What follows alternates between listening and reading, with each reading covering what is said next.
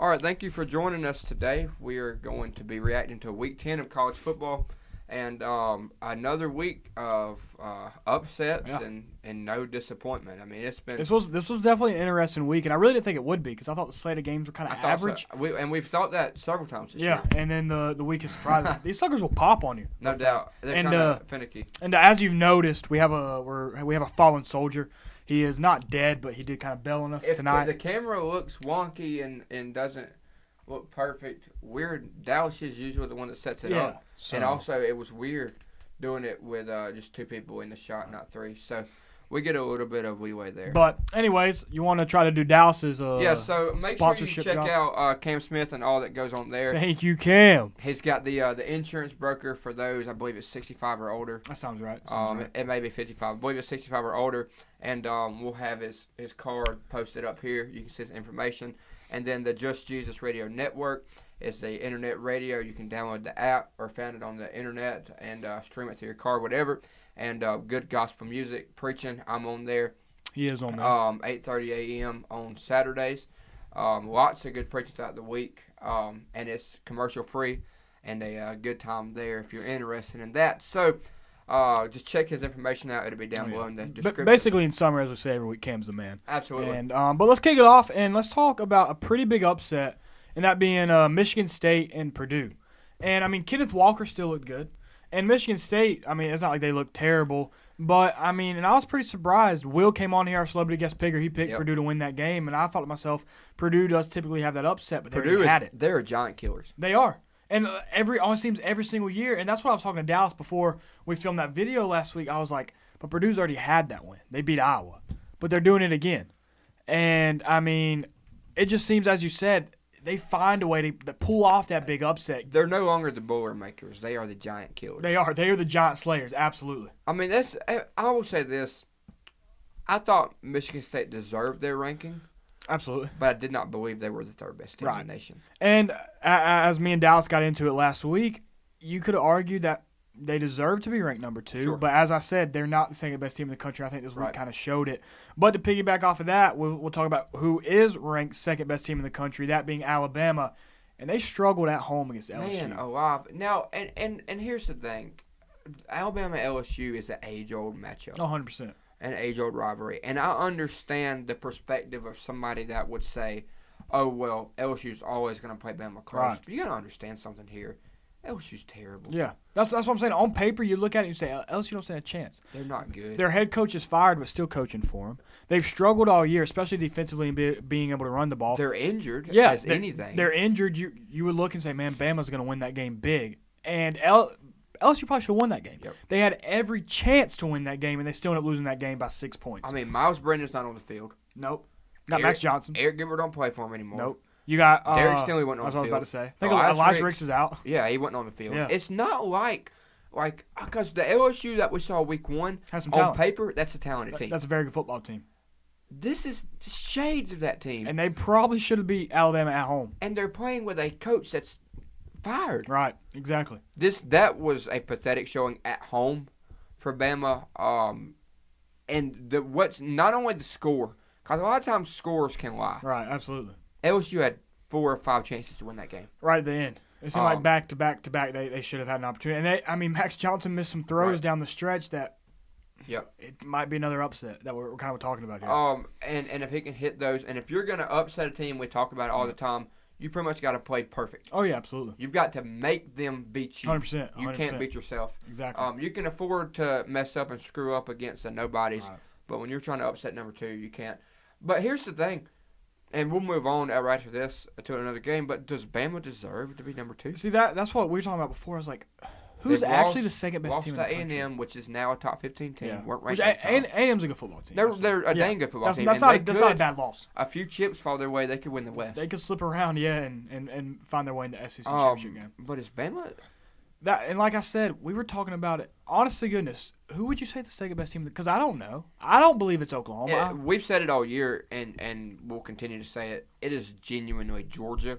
And there's a gap. And a gap in everybody else. And as I was telling you, it seems almost every year that our 3 to 4 playoff teams, they pretty much are dominant until the playoffs and they kind of get exposed, at least 2 or 3 of them. Usually their only argument is that 4th spot. Right, exactly. And This year, I don't even see a second-best team. Because, I mean, you say Oklahoma, they're undefeated, but they have struggled against so many teams. Yep. Ohio State has a loss and has struggled against so many teams. Alabama has lost and struggled against so many teams. And here's the thing. I know Nick Saban. Right. Next week. Can never bet against them 100%. More than likely, Bama's going to come out and look amazing. 100%. Absolutely. More than likely. But if the Bama we saw yesterday and the Bama we saw against A&M and the Bama we saw against Florida, that's the thing. Is this isn't a year that Bama's a few plays away from having three losses. And they ain't played Auburn yet. Right. I mean, they haven't played their last 3 games Right, yet. exactly. I mean, this is a weird year This for is Bama. an extremely weird year. And it's definitely, I mean, I still think they make it, but they're no shoe-in to be in the SEC championship right now. I think they'll get in. I do too. I think they'll end up beating Auburn. I do too. But yeah, I don't know where Auburn will shake up. I don't know if the rankings have been released yet. That's what I'm just curious. They may not be ranked by the time they get there, but as we mentioned, Saban has never beat Auburn when they are ranked at Jordan-Hare. Yeah. And kind of piggyback and go to Auburn and A&M. A&M winning that game. And really, man, I even said on here, now I picked A&M to win that game, but I was like, Bo Nix has been playing the best football of his career. Yep. He did not play good at all. And that's the thing. He was back to the old Bo Nix, man. It's just so inconsistent from 100%. him. And in this point in time, it's who he is. Yeah, it is. He's one weekend, he's a Heisman contender. Yeah. And the next weekend, he's not even a starter. Right. I mean, he's already been benched one time this year. I mean, absolutely. He'll come out one game and he'll literally have shades of like Johnny Manziel. Yeah. I mean, the way that he makes plays, the way he can run around and throw the ball and make jaw-dropping plays. And then the next game, he'll make so many dumb mistakes. He'll make so many bad throws. He'll be super inconsistent. Like you said, that's kind of became Bo Nix's MO. I mean, that is just kind of how he is as a player. But I'll tell you what, somebody I was excited about being a Clemson fan was DJ definitely had his best game of the season. Now, that's not saying much. It wasn't a great game. But at the end, I would say he played a good game. Yep. Nothing special, nothing great, but he didn't turn the ball over. He didn't really do anything stupid. And he made some good throws. Now, he missed his couple throws and all that. And you're still seeing the same old Clemson. I mean, it was back-to-back weeks that we put up 17 points before half. Our offense is looking good.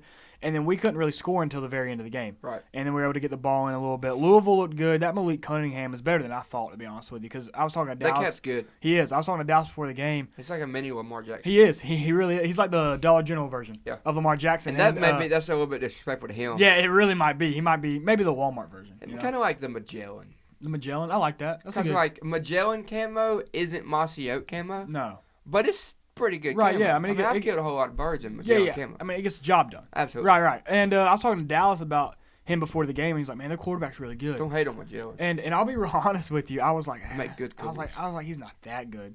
Watch the game. He's not a great passer, but he is an elite runner. Yep. And he can make guys miss. I hate playing mobile quarterback. Oh, it's terrible. Because you can't sack them, and all it takes is like just like that, they're gone. It's like watching your defense chase a rabbit. Well, literally. It's like it's impossible to catch I hate it. Yeah, I mean. And it seems like in modern-day college football, 90% of your teams have a mobile quarterback. Yeah, and not only that, when you see the big major upsets majority of the time, the other team has a quarterback that can make nothing into something. And now let's talk about so hard to prepare for the championship. The national championship for South Carolina. I mean, they basically are on the road. They won the national championship. If you talk to South Carolina, they ought to be in the playoffs. Talk to South Carolina fans. They're riding high. Yeah, they beat Florida, and they beat them pretty dominant. Here's the thing. First off, hats off. No, absolutely. 100%. Big win at home, but Florida wasn't ranked. Florida's 4-4 and terrible. And they're a bad football. There's no way around it. We said this before the year. That they were going to be bad. They don't have a good roster. Yeah, and they don't have a good coach. Let's just be real. Dan Mullen is... he's a good offensive mind, that's it. Good offensive mind. And even then, he's the QB guru. Is he? Well, I mean, what has he done with Emory Jones? Exactly. Is he? Because, yes, he's had some successful quarterbacks. Felipe Franks, who left, played better ball at Arkansas. No, I mean, that's fair. I will say, now granted, Tim Tebow... Let me ask you this. What is Kyle Trask doing on Sundays? Well, I mean, to be fair, he... Wait. What's he doing on Sundays? Nothing, but to be fair, he is backing up. No, he's a quarterback guru, but where is his guys at? He's got Dak Prescott? He does have Dak Prescott. I mean, heck, Georgia's got Matthew Stafford. Does that make his quarterback university? No, I mean, absolutely, I agree with you. I will sit here and rag Florida till I'm blue in the face. And I'm more than fine with that. And, again, I agree with that. But with the Kyle Trask thing, he is backing up the GOAT. With that being said, if Florida extended Dan Mullen the next 20 years, I would Yeah, no. As a Georgia fan, you'd have to be ecstatic because Absolutely thrilled. you're basically looking at almost guaranteed to probably go 19-1. But and he can't recruit. No, That's the biggest thing. That's what kills him. I think he's a good X's and O's guy, but he's a goofball. Yeah, he is. There's nothing professional about him. No, There's nothing smart. Man. I don't know what NFL teams care for him. And that's what I was talking to you about because he's probably gonna get fired after the season. I think unless something insane happens. If he don't just walk right. out. Yeah. Who's gonna take him? Who's gonna want Dan Mullen?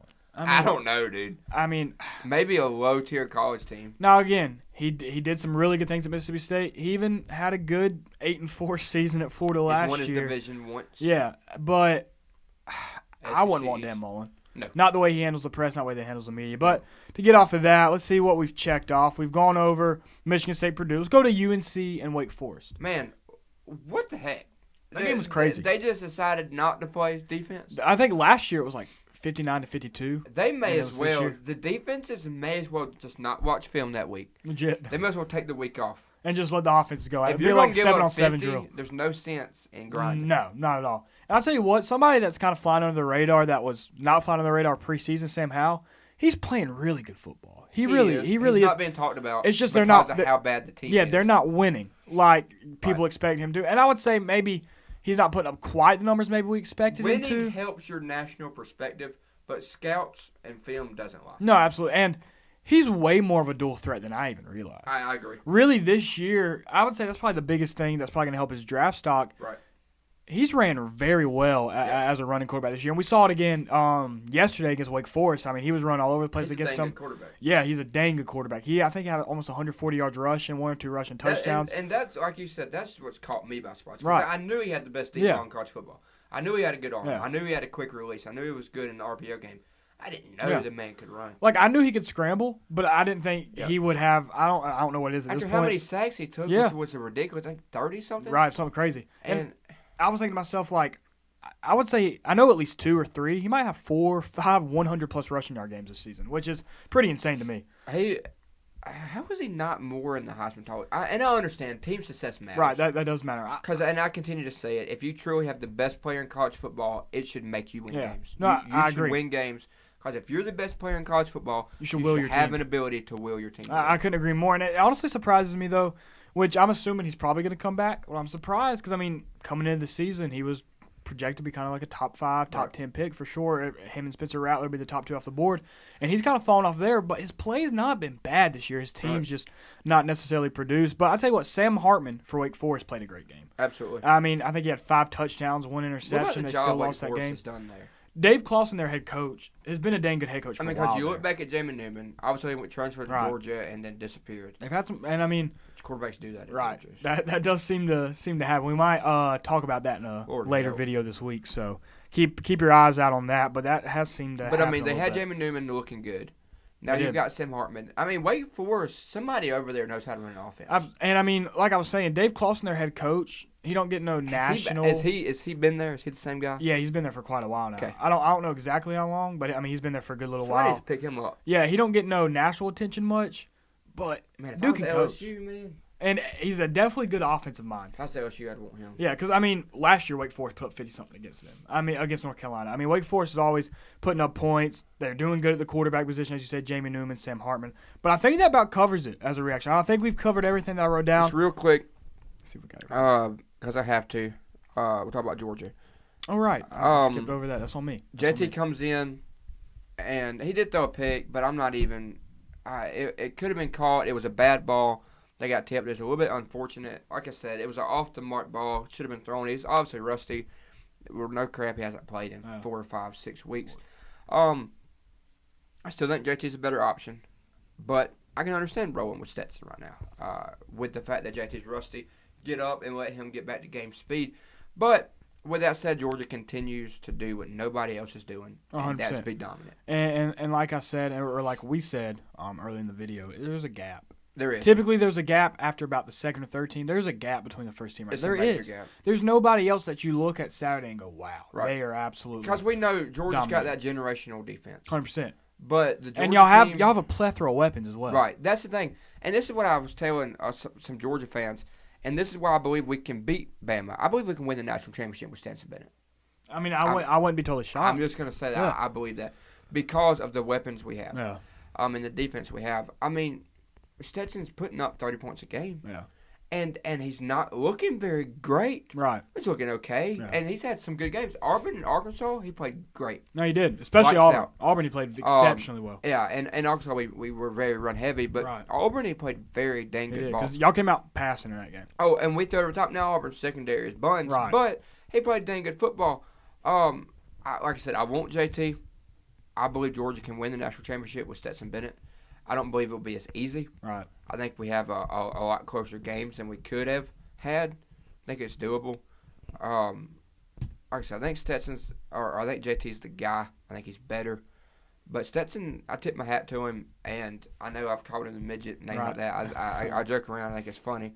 But I tip my hat to him and appreciate what he's done. But, I mean, that wraps up. Yeah. You got word of the day for the folks at home? A little word of the day, actually. I always kind of forget the word of the day. I think I got one.